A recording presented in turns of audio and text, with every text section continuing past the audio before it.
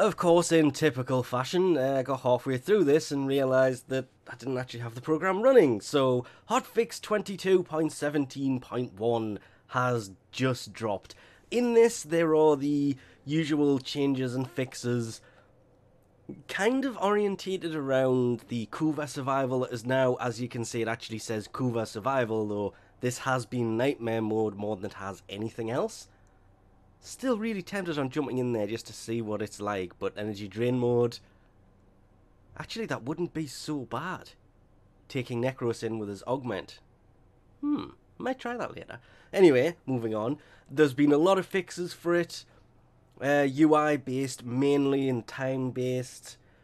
Just glitches that were there before, like picking up the catalyst and running between many of the life support machines and just activating them all while just carrying it in your hand and never using it up.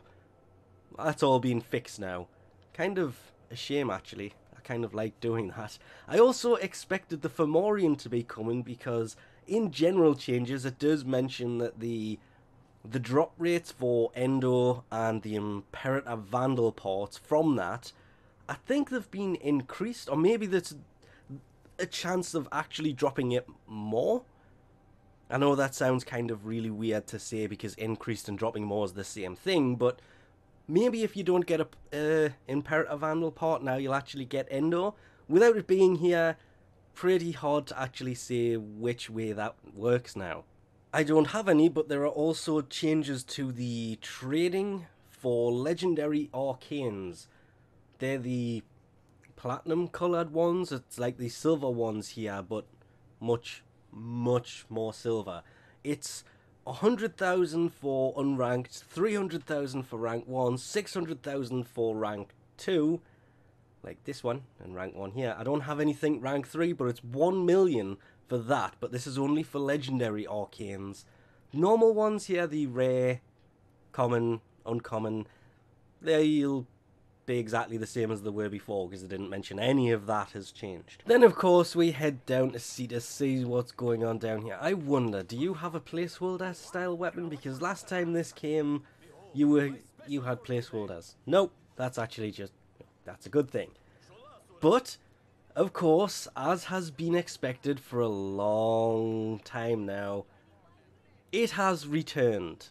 And by it, I of course mean if you go to Konzu and go to Bounties,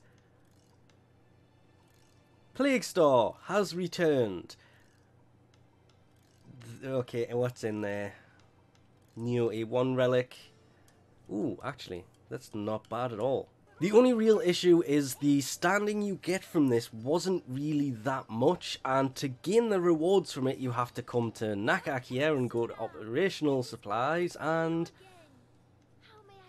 level up through these, getting 1,000 at a time. If you played it the first time, it looks like you've actually been able to keep your standing, so I'm still level 3. Whew, I'm actually kind of glad that's the thing, because working back through those would have been a pain. But going to offerings and the emblem has returned, you can now buy wisps using the standing. That is kind of big for a lot of people because I know a lot of people want to do that. Of course, the rare fish supplies are also here. These, if you always worth picking these up, same as the radium gems and the heart, and yeah, everything in here is useful to amazing extents. It also means that the Zor parts have also returned. That I'm so glad of that actually, because there's certain ones I want to play with, but I'm greedy and I wanted to keep the blueprints. Can actually play with these and try some of those, and there's... ooh. I'm getting into arcanes recently, and yeah, these are tempting.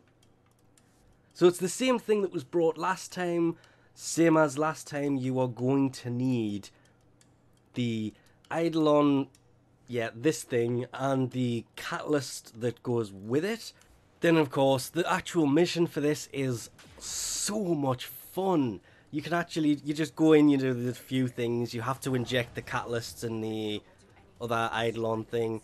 Once you put them in there and you go to take on the actual meteor thing that come out, the enemies that come out of this oh yes, there may not be that much standing in this to get the actual stuff from the event, but these missions were a lot of fun, and those infected Tsar parts are also a lot of fun, and I'm looking forward to playing with those more and more.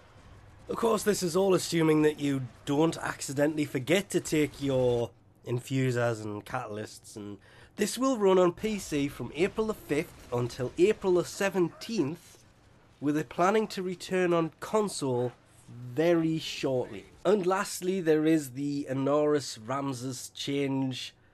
The art team went back and adjusted the shaders on it because of feedback from players, and now it looks a little bit shadier than it did before, as weird as that sounds to actually say. They just changed the shading on it, basically. I think it actually liked it before than the after. Still looks nice either way, but it's just that lighter colour did actually, the more I look at this, I think I am kind of agreeing with the after effect here. Not that it really matters much, because of course you can change the colours yourself anyway, so do that and all of these shadings kind of disappear anyway. But that's about it, so we'll leave this off here for now. Thanks for watching, and I'll catch yous next time.